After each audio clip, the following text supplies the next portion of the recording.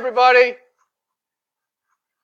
We are talking about basic exponential functions. Darn wasp. All right, so this is a calculator-based lesson. This is lesson 3 and 4 with our exponent, work with exponents. We have our functions, basic functions here with the exponents, right here. Y equals b to the x. You will always be able to use your calculator. So use your calculator. So what we're doing here is we're just going to plug it right in our calculator. So you have y equals 2 raised to the x power. There it is. Okay, it's exponential. Then you're going to go to your table, Control T, and they want you to go from -3. So you can see how they give you the values. So -3 all the way up. And if you want to use decimals, that is perfectly fine. Okay? So you have your 0.125, 0.25, 0.5, 1, 2, and then 4 and 8 if you fill out your table. Okay? And that table is right here in the notes. So you'll fill that out. Okay? If they want it as fractions, so they might say represent these as fractions. So 2 to the -3 would be 1 over 2 cubed, which is 1 over 8. 2 to the -2 is 1 over 2 squared, which is 1/4. So sometimes they ask for that, and then 2 to the negative. Okay, and so they gave you the decimal equivalent in the calculator. Sketch the graph on the grid provided. So we had 0, 1. Okay, so 0, 1. And we're going to see something about that coordinate as we look further into the graphs. 1, 2, 2, 4, and 3, 8. So this is exponentially increasing. And then we had, in the other direction, -1, we had 1/2, and 1/4, 1/8, like this. Okay, now the key thing is, you connect them all, and they have to have arrows. Okay, they need to have arrows on the lines. All right, so that's y equals 2 to the x. The next one is y equals 1/2 to the x power. So if we go to our grid, and let me do a new one here. So we have y to the 1/2 raised to the x power. And you wait to see what happens here. And you see how it goes the other way. So again, we Control T it. All right, and as you can see, the smaller values occur as your x increases. So we started at -3, and that was at 8, and the -2 was 4. You should be filling in the table. -1 was 2. 0 was 1. Notice 0, 1 again. 1 is 0.5. 2 is 0.25, and 3 is 0.125. Okay? So you can put those decimals in, and I'll show you what the fractional equivalent would be. And of course, you can pause it if you need to. So with this here, what happens is it gets a little tricky. All right? So if I have 1/2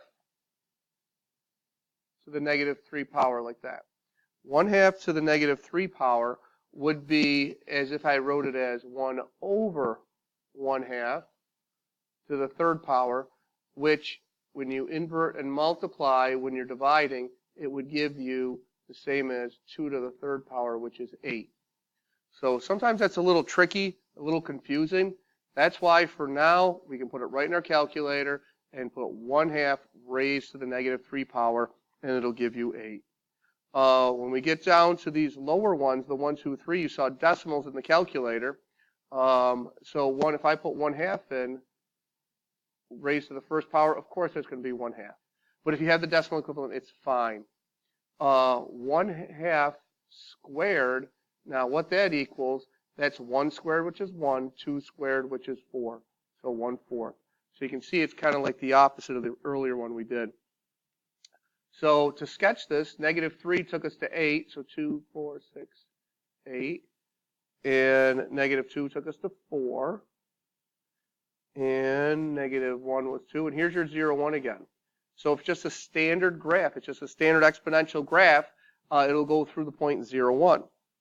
And then at 1 we had 0.5, and at 2 we had 0.25, and then 0.125. So same thing, connect them all, and with your arrow. Okay? And that's it. That's your graph. Okay? The next, well, what do they want? They want the domain and the range. So remember, your domain are your x values. So the domain are all reals or negative infinity to infinity. The range, okay, those are your y values. It is anything greater than 0. It does not cross the x-axis. And then exercise 4, are exponential functions 1-to-1? Yes, they are 1-to-1. It's 1-to-1 because they pass the horizontal line test. So what does this tell you about their inverses? Their inverses will also be functions, because if they're 1-to-1 functions, then their inverse are also going to be functions. And our next one here, the exercise 5, is the function 7 times 3 raised to the x power. And I spoke to some of you in class about order of operations. You have to be very careful with your order of operations. And that's why it's very helpful when you put it in the calculator, because it will do the order of operations for you. So there we have 7 times 3 to the x power. And you can see it doesn't go through 0, 1 anymore because of that 7 out front. Okay, so the 7 changes it. So if we do Control T and take a look at what's going on, we definitely want our x-intercept. And again, I spoke to some of you about that x-intercept, and the y-intercept. Y-intercept is where the x-coordinate equals 0. Okay, so we have 0, 7, and if we wanted to do a rough sketch of this, so the y-intercept, and you can put it anywhere you want. There's your 7, 0, 7. And then does it increase or decrease? And you look right at the picture, okay, you can clearly see it increases. Now, as long as your value, the base, is greater than 1, it is going to increase. Okay? Once we have a fraction, that's when we saw it decrease in the previous one. Okay? So this is just your rough sketch like this. Okay? Just like that. And that's all it says. Create a rough sketch, graphing, or labeling its y-intercept. So there's your 7. Okay? Now, in exercise 6, here we have, between 0 and 1, we have a fraction. So that will be, did we already do 1/3? We did 1/2. So we're going to go and graph it. And it's going to be 1/3 x. And if I don't have enough time to pick it up in class, and then what do we have? Plus 4. So you can see this is going to be a slight variation too. What happens here is this all shifts. It shifts up because of the plus 4 on the outside. So Control T it, always find your y-intercept because that's 0, 5. That's always an easier one to find. So we have 0, and we'll put a dot here at 5, so 0, 5. Create a rough sketch. There's your labeling its y-intercept. Got it. Now, adding 4 to it, all that does is it moves the x-axis up to the value of 4. So that means that that graph is going to continually approach 4, but will never touch it. So that's what happened there to the graph. Okay, it will not cross it. Just like the previous ones didn't cross the x-axis, this is not going to cross where y equals 4. And again, all these values can be found by using your calculator. So we can plug them right in. So we're going to move on and look at a little bit of lesson 4, because this is plugging into your calculator as well. And whatever we don't finish, we'll be able to do in class on Wednesday. So here we are with the first exercise in lesson 4. And we want to find out from a table of values what your equation will. What will be your exponential function, your exponential equation, okay, in the form ABX. Now, the key thing here is this x value. And we talked about in class, if we have 0 power, okay, Anything raised to the 0 power is 1. So my a value is just going to be 5. Because when x is 0, this entire part of the expression will equal 1. So a times 1 will be a, and therefore that is your 5. Now the b is what you are multiplying, okay, with the power. So we can kind of see what we're going up by here. 5 to 15 is going up by 3. 15 to 45 going up by 3. 45 to 135 going up by 3. So that means that your b value is going to be 3. So the equation is y equals 5, 3 to the x power.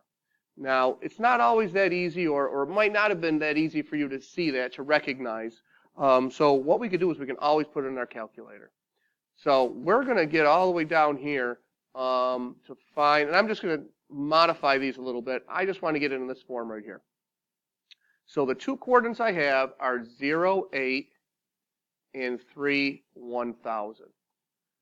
So if I have two coordinates and we want to find an exponential function, you go to your calculator and you plug in the two values. You plug in 0. These are your x values you're plugging in, and 3. And then the output from 0 was 8. And the output from 3 was 1,000. And then go up to the gray box. And we're going to do menu, data, statistics, stat calculations. And what do we want here? We want an exponential regression is what we're looking for. Letter A, exponential. So my x list is A, my y list is B. So slow it down. If you have to do it again, that's fine. And we hit OK. And here we have it right here. So my regression equation, a, b to the x power. My a is 5, my a is 8, my b is 5. So we go back here, a is 8, b is 5. So a is 8, b is 5. Yeah, that's supposed to be a 5. Okay. And so we have f of x equals 8 times 5 to the x power, and this is the equation. Okay. Now determine the value f of 2. So f of 2, and you could plug it in, or you could do it in your calculator. 8 times 5 squared. So I would definitely recommend putting that in your calculator so you don't do 8 times 5 first, like some of you did. So we would have to do this first, order of operations, the powers. So 5 squared is 25 times 8 is 200. So, and that's what you're going to have to do on the Regents exam, is you're going to have to find the equation for the exponential. And it'll tell you exactly what it's looking for. And we plug it into the table and let the calculator do the work. All right, maybe I have time for exercise 3. An exponential function exists such that f of 4 equals 3, f of 6 equals 48. Which of the following must be the value of the base? So we're going to go to the calculator and plug it in. I'm going to pause this. I'll show you when I plug it in. You can pause whenever you need to. So you can see that my x value is 4, my y is 3. My x is 6, my y is 48. So I'm up in the gray box, menu, statistic, stat calculation, exponential regression, letter A. My x list is A, my y list is B. I go down and I hit OK, enter, and there it is. So they want the B term, and the B is 4. So the A is 0.01179. If you click on it, you get the exact value, and then there's your B value of 4. So when they say which of the following must be the value of the base, B equals 4, choice 4. Now the next couple deal with coordinates. And what we're going to do tomorrow in class is we are going to look at the coordinates, put them in the calculator, and figure out what the equation is. All right? So make sure the notes are done, and we'll see you in class on Wednesday.